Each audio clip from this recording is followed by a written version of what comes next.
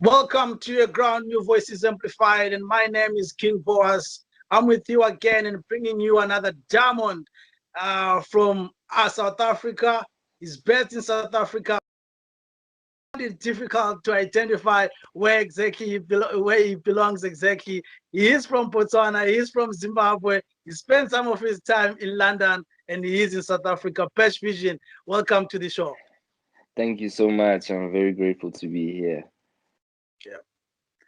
Yeah, man. Maybe if you can briefly break it down. Where are you from, bro?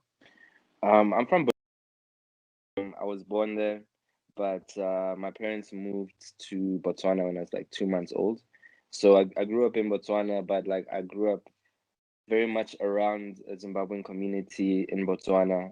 You know, all of my family's from Zimbabwe, and most of my parents' friends as well. So as much as I was in Botswana, I definitely related more to Zimbabwe, you know, and would go back anytime I could. And then when I was 14 or 15, that's when I moved to South Africa, and I am turning 31 this year. So yeah, I've been in SA.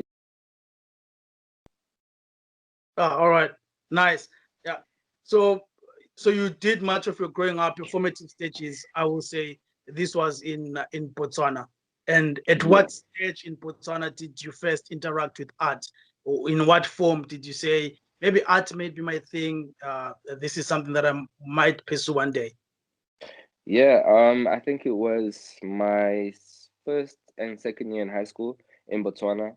I went to a school called Marapula High, and I didn't realize it at the time, but when I look back, it was very much an art school. You know, there's a lot of freedom. So I was good at drawing. I took it, but I used to do the Cambridge exams and all of that for music. But yeah, it's different to the hip hop. You know, obviously it's very, very different.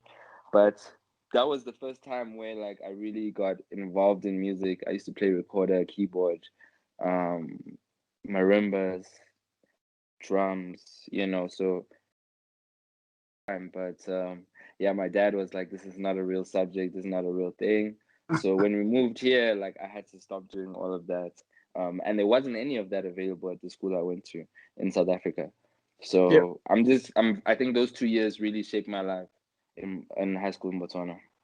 All right. So you started IT, or you worked as an IT guy at some point. How did you decide, or when did you decide to say, maybe the art thing might be ripe now for me to leave IT? And how was doing IT at the time before you left for arts full time?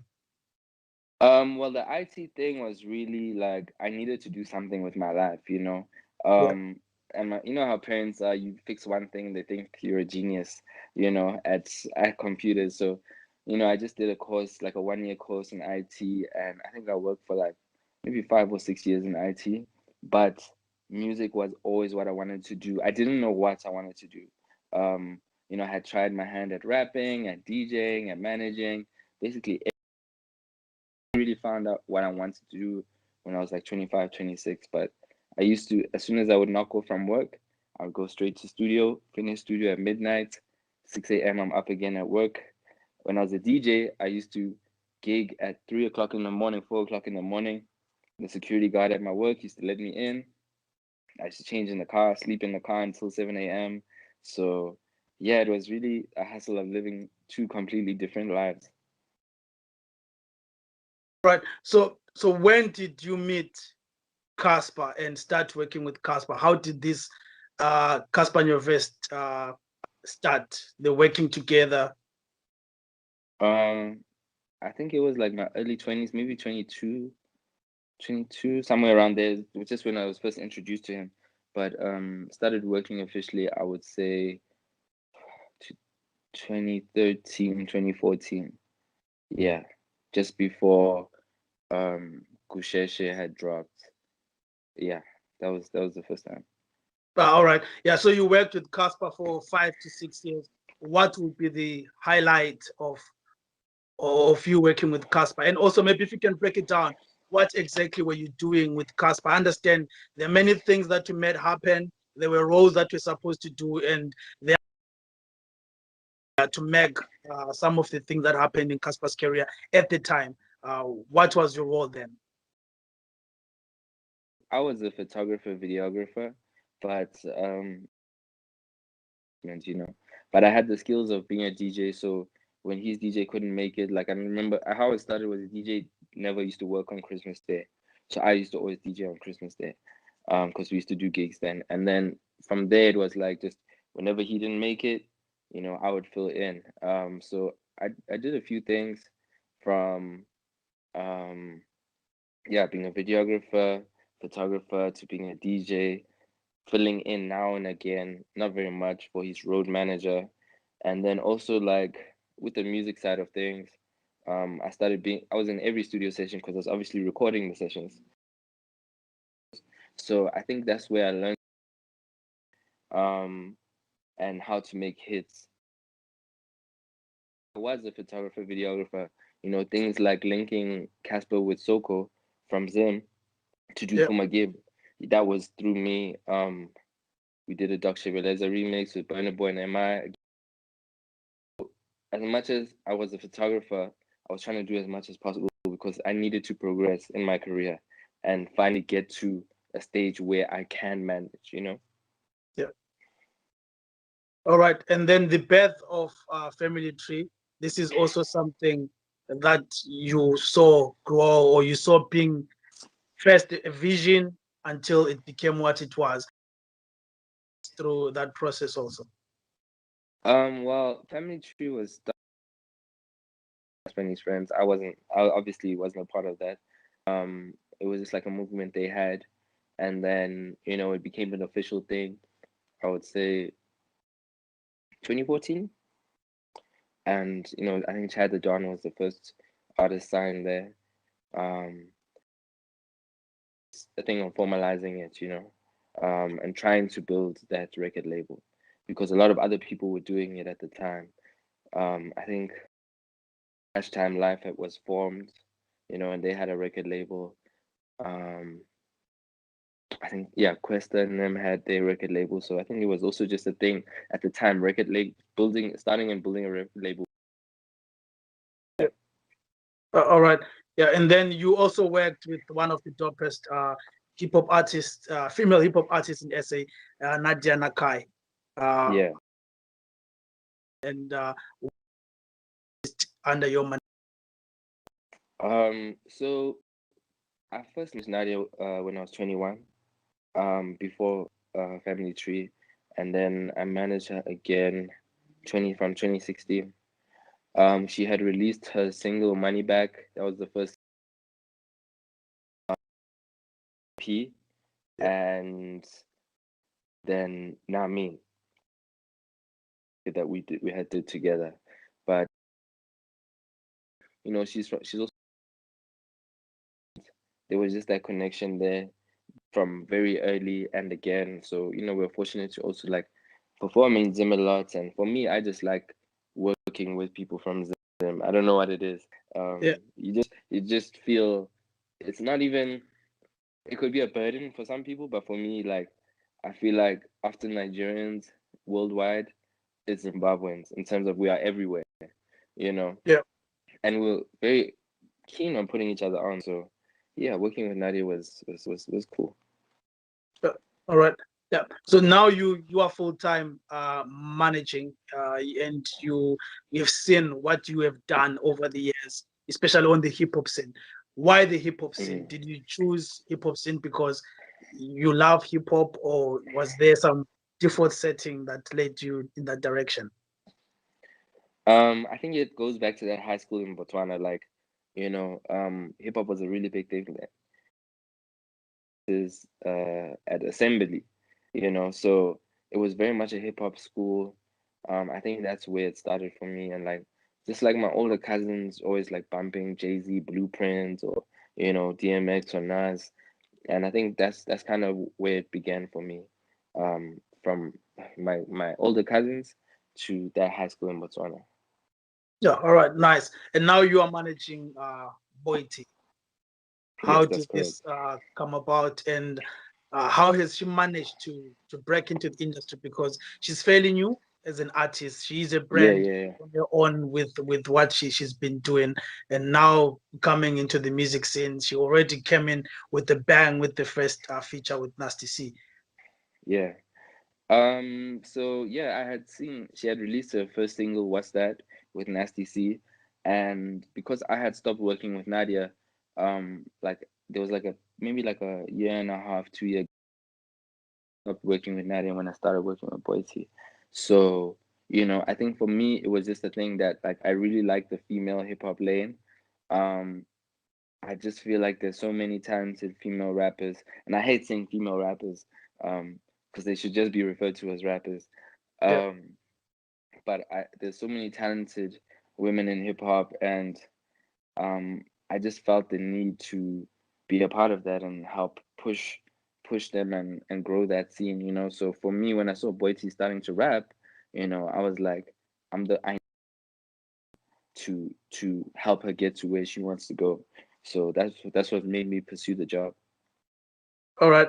Yeah, maybe if we come to the management itself, maybe if we can break down what is involved in a manager, because I hear, especially from the Zimbabwean scene, most of the times managers are criticized as simply booking agents, Yeah, yeah, nothing more. So yeah, there isn't much involvement in the Zimbabwean scene where manager is involved with an artist. And most us are saying we don't need manager because all they're doing for us is booking. That's it. So hmm, what is your management role as far as, let's talk about Boyd? This is happening now. What do you do for Boyd? If anyone is to learn anything, what would yeah. it?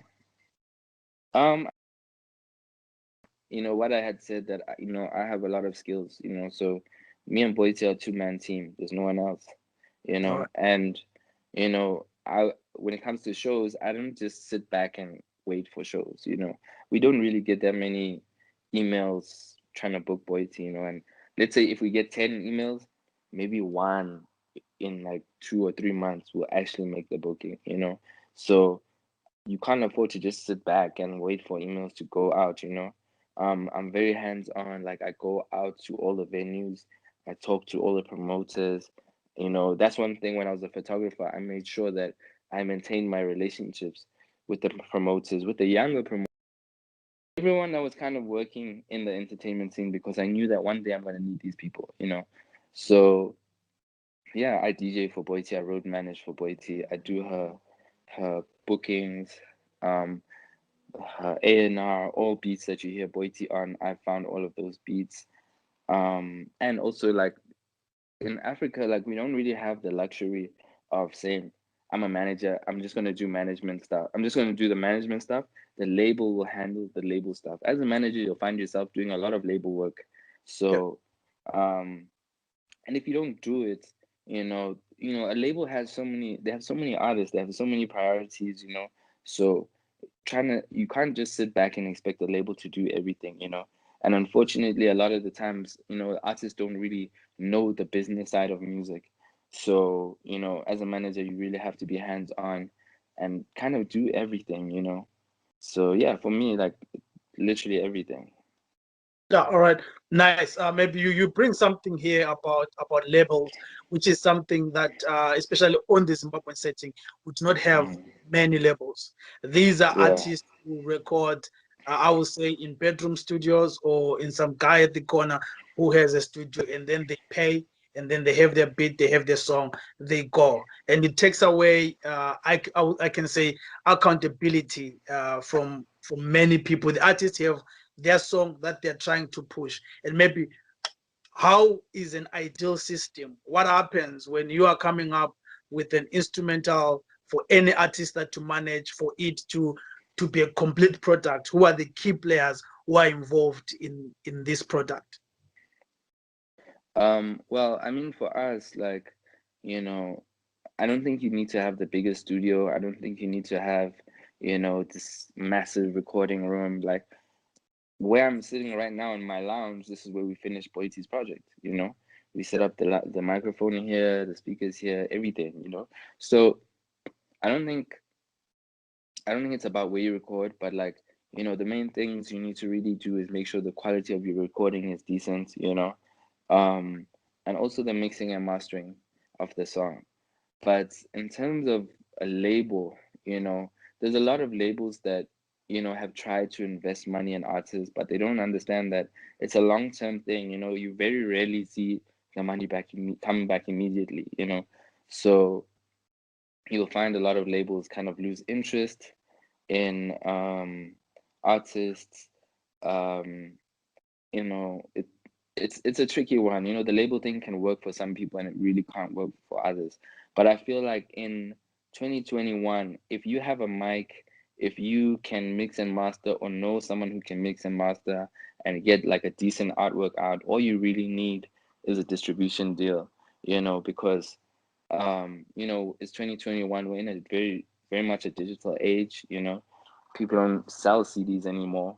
So, which saves you so much, because I remember you couldn't really put out an album because it cost so much money to print these discs, and trying to get Musica to accept them, they would accept maybe 10 copies of yours, it was really bad.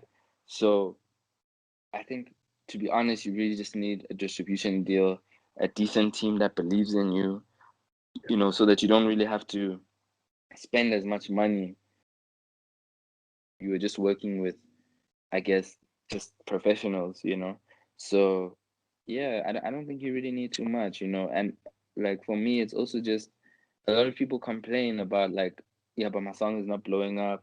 I need radio, I need PR, I need this. But a lot of the times, like people want to spend one day in studio, record the song, and they're done. Like you have to keep going back and back and working on it. And like what I do is, if we record a song and I feel like, okay, it's for the clubs, I'll take the unfinished version, take a flash stick, and I'll go to 3 clubs in the night, and I'll ask the DJ to play it. And then I kind of judge the reaction from the crowd and the DJs, and say, okay, cool, maybe we need more bass, maybe we need to change this arrangement, maybe, you know what I mean? So Yeah. like I think really test out your music before putting it out. All right. Yeah. With Boiti, have you tried to get into Africa and into the international scene? And how are you doing this? So with me being Zimbabwean, Boiti did a show in Cyprus, and it was Zimbabwean promoters. And it was just literally a thing of, Bash, what artist do you have? I'm Yeah. like, Boiti. Okay, we'll book her, because of you. You know, I mean, Boiti's been to Harare a number of times. Besides that, like, we haven't really traveled doing music. We were supposed to have a UK tour last year, which obviously got cancelled. And again, all of the promoters are Zimbabwean, Yeah. So for me, like that's definitely something we want to do, and definitely like we need to go into studio and kind of find a sound that works for us, that will appeal to, an African market or a European market, wherever we want to go to. But it definitely is something that we really want to do. Oh, fine. Yeah. So now we are faced with COVID, there are lockdowns and stuff. How are you guys managing this? I would advise any artist to try and manage this environment where there are no shows. Yeah, I mean, last year especially was very difficult, like all sources of income stopped. Yeah. Um, especially also with the brands, they couldn't do anything as well. People who had work last year are very, very fortunate. Um, but we made sure that this year, we're going to set ourselves up differently, to the point where, we're making money off of a lot of brand work that we're doing, so that even if we can't do shows, we still rely on that. But I think, with COVID, like, I would say to people, don't be too proud. Hey, like, don't be too proud to downscale your lifestyle. Don't be too proud to sell your car. Don't be too proud to, just humble yourself, because you know, people will try and live the same lifestyle they're living, and it's just not possible, you know, and it leads to, you know, things like suicide, things like depression, you know, and I just think that everyone just needs to realize that everyone is going through it. You know, people are not alone, and they just need to keep keep pushing, you know, because this is not going to last forever. Yeah. All right. So where do you draw your inspiration, and maybe what would you say? This is someone that I look up to in terms of your management style. This is one thing that I have seen like across personalities in SA that they've Hmm. given you your flowers, from Scoop Makatini to Hype Magazine. All those are very prominent voices on the hip hop scene and in music in general in SA. Where do you draw your inspiration, and how have you managed to build the brand of Bash Vision over the years? I think the two international people that really inspire me is Boo, Akon's brother, and Leo Yeah, Cohen. Um, Leo Cohen started off as Run DMC's road manager, you know, yeah, and to, you know, being the head of labels and starting labels. And then locally, like, you know, my friends, like, um, there's a friend of mine, Tuli, who manages Maporis's whole camp, Kabza De Small's whole camp. That's so many people. yeah. Like, I'm sure it's over 30 acts, you know. My friend Havoc that has also, you know, managed a lot of acts to, you know, also, you know, I don't really have to look too far for inspiration. You know, my friends definitely inspire me a lot. Yeah, nice. I see that you're presenting this cool vibe here in the interview, but I understand you're Shishiliza elsewhere. So when do you become Shishiliza, and where does Shishiliza come from? You know, Shishiliza, that name just came from my friend. He just randomly said, I'm calling you Shishiliza from now on. That's it. And it just stuck. Like, there was no reason for it, there was nothing. And I guess that's like, you know, my alter ego. Like, I'm always into venues, you know, speaking to promoters, speaking to DJs, you know, trying to get bookings. But at the same time, you know, I party a lot. Um, and I guess like it's the difference between if I go to a venue and I'm just sitting down, you know, I don't attract people towards me, you know. Whereas if I go to a venue and like, you know, I'm kind of like really out there having fun, very open, speaking to people, you never know who you meet, you know, like I meet so many artists, so many producers, you know, promoters. So it's just the other side of me that comes out that's more, you know, charismatic than how I am on a normal day. Ah, nice. Yeah, looking at the South African hip hop scene, you have been part of it for quite some time. Would you say it's growing? I wouldn't say it's growing. I think just before lockdown, you know, Amapiano really took over. Um, in 2019, like towards late 2019, Amapiano was, you know, the biggest genre in the country, you know, and it still is 2 years later. It still is, and hip hop is really struggling in South Africa. They're really struggling. But, you know, from the way I see it, there was a lot of people that were just occupying space in the industry.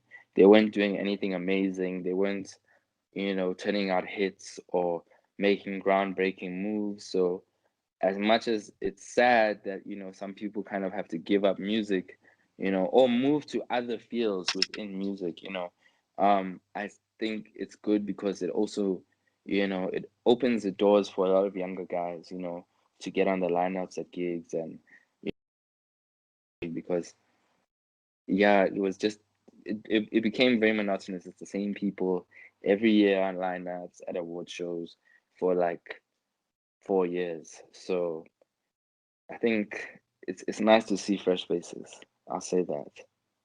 Ah, nice. Yeah, and I think hip hop is almost starting everywhere. If it's almost they have top artists, for example, in the hip hop scene in Zimbabwe, but you will know Mhm. them because you get their music. But that's about it.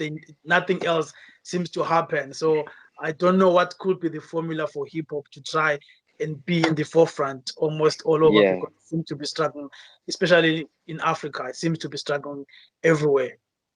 yeah. I mean, I don't know too much about the Zimbabwean scene.